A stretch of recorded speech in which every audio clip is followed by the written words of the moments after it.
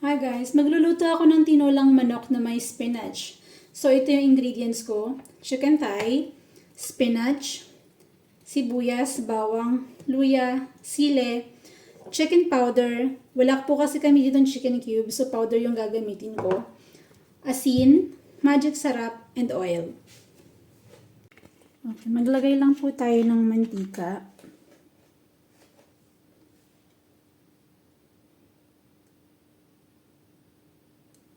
Kapag ka mainit na yung mantika, pwede na natin ilagay yung luya.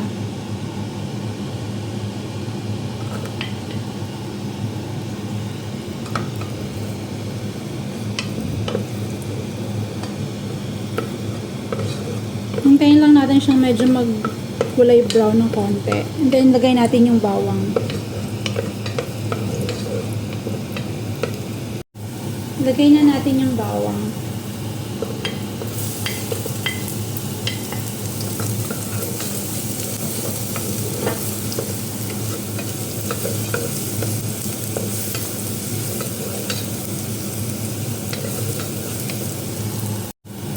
Next na natin ilagay ang sibuyas.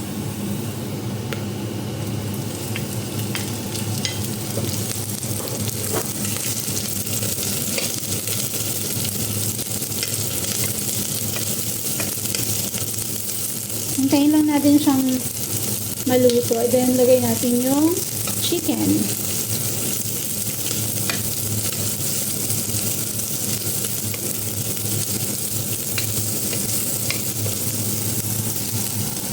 Okay, next na natin yung manok.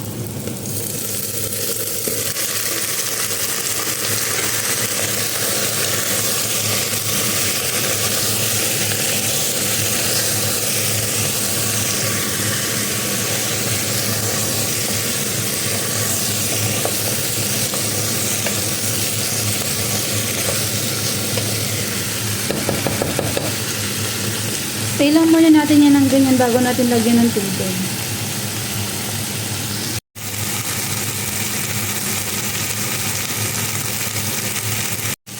Ngayon, pwede na natin siyang lagyan ng tubig.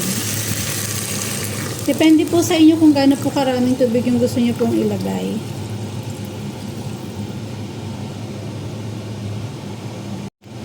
Ngayon, lalagyan ko na siya ng chicken powder para kahit pa paano is maglasa talaga.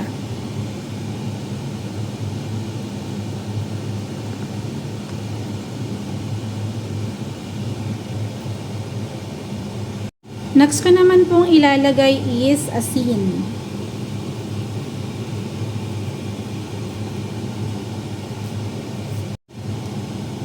Lalagyan ko na rin ng magic sarap. Konti lang. Ayan.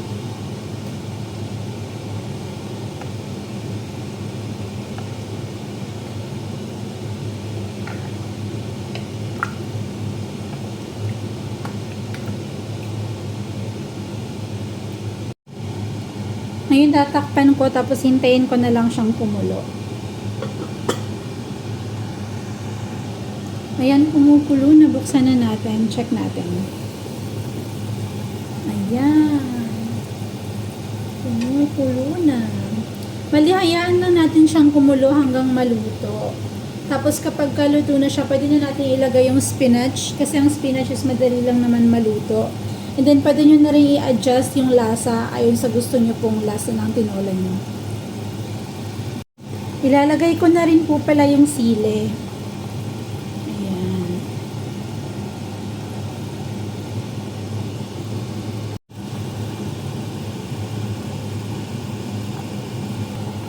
Ilalagay ko na po ang ating spinach. Malapit nang maluto.